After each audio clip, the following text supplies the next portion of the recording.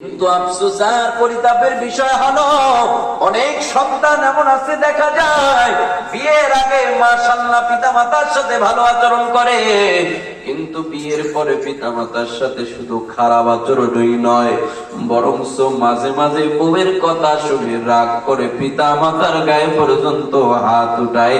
এমন নাফরমান সন্তান আছে না? না, চন্দ্রাইলের সন্তানেরা ভালো করে অন্তরের কান লাগে শুনে যান বাবা।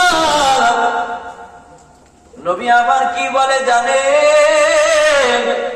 নবী আবার জানা দেন, ইন্নাল জান্নাতা তাহতা আকদামিল উম্মাহাত। পিতা মাতার পায়ের নিচে আল্লাহ সন্তানের বেহেশত রেখেছেন। অতএব এই পিতা মাতার পায়ের নিচে সন্তানের বেহেশত, ওই সন্তান ওই মা বাবাকে কষ্ট দিয়া কেমনে বেহেশত পাইবে? এজন্য আল্লাহর নবী বলে, হুমা জান্নাতুকা ওয়া নারুকা। সন্তানেরা ভালো করে মনে রাখবা, পিতা মাতাই তোমার জান্নাত, পিতা মাতাই তোমার জাহান্নাম। যদি মন চায় পিতা মাতার খেদমত করে ভালো আচরণ করে জান্নাত কামাই করে নাও, আর যদি মন চায় পিতা মাতারে কষ্ট দিয়া জাহান্নাম কামাই করে নাও। কারণ রিদর রব্বি ফি রিদল ওয়ালিদি ওয়া সাখাতার রব্বি ফি সাখাতাল ওয়ালিদি। মা বাবা অসন্তুষ্ট হইলে আরশের মালিক অসন্তুষ্ট হয়ে যায়, মা বাবা সন্তুষ্ট হইলে আরশের মালিক সন্তুষ্ট হয়ে যায়। এজন্য পিতা মাতারে কষ্ট দিয়া দুনিয়ার বড় ওলি হইল কিন্তু জান্নাত পাইবা না রে ভাই। পিতা মাতাকে সন্তুষ্ট করেই জান্নাতে যেতে হবে। এজন্যই আল্লাহ বলে, আমি আল্লাহর চূড়ান্ত সিদ্ধান্ত, ওয়াবিল ওয়ালিদাইনি ইহসানা।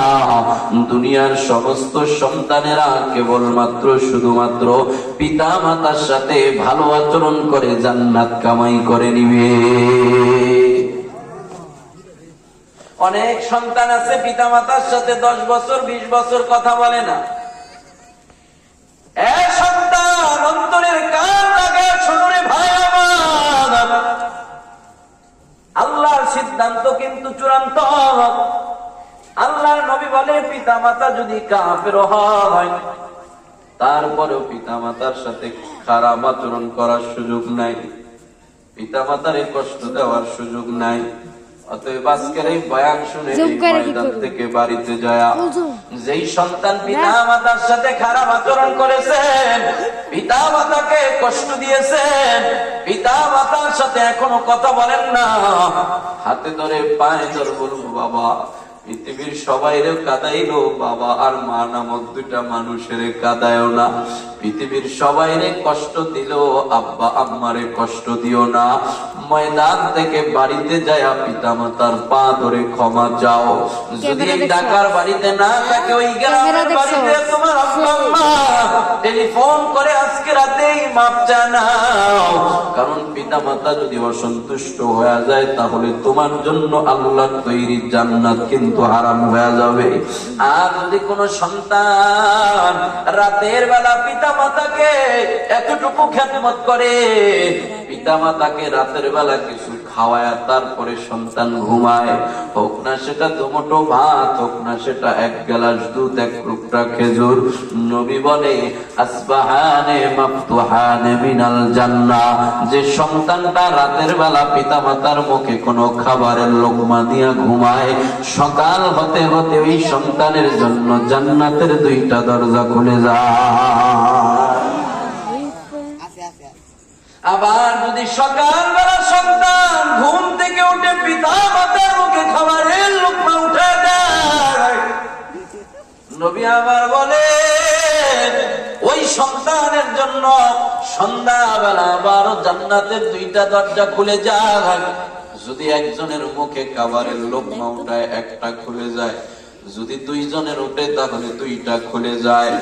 জানি না কে কার মাকে কষ্ট দিয়েছেন, বাবাকে কষ্ট দিয়েছেন, যদি পা আগায় দেন তাহলে পা দুইটা ধরে আপনার কাছে মাপ চেয়ে বলবো, না ভাই না, মারে কাঁদানো যাবে না, বাবারে কাঁদানো যাবে না, বরঞ্চ আজকে থেকে বাড়িতে যায়া এই খাবারের লোকমা মায়ের মুখে উঠায় দিব, রাতের বেলা দিনের বেলা মাকে খাওয়ায়া এই খাবারের আমল করবো। রাজি আছি না নাই? অনেক সন্তান এই জায়গায় আছেন, যা বাড়িতে যা বাবারে খাওয়াইতে পারবেন, মাকে খাওয়াইতে পারবেন, কিন্তু অনেক সন্তান এমন আছে এই জায়গায় মা হারা বাবা হারা এতিম, চাইলেও বাড়িতে যা মার মুখে খাবারের লোকমা উঠাইতে পারবে না, চাইলেও বাড়িতে যা বাবার মুখে মায়ের লোকে খাবারের লোকমা উঠাইতে পারবে না।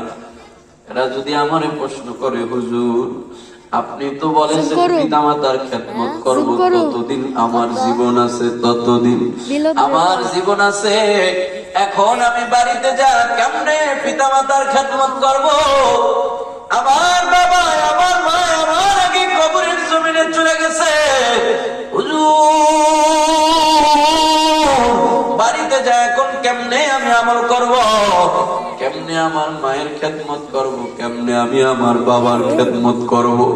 এমন অনেক সন্তানই আছে, মন চায় কিন্তু পারে না, মন চায় বাবার খাওয়াইতে, মন চায় মারে খাওয়াইতে, মন চায় বাবা মার খেদমত করার জন্য, কিন্তু পিতা মাতা কবরে যায় ঘুমায় রইছে। এজন্য দেখা যায় ঈদের নামাজ পড়ার পরে অনেক সময় অনেক সন্তান এসে আমাদের কাছে কান্না করে, এ বাবা ঈদের দিন কান্না কেন করো?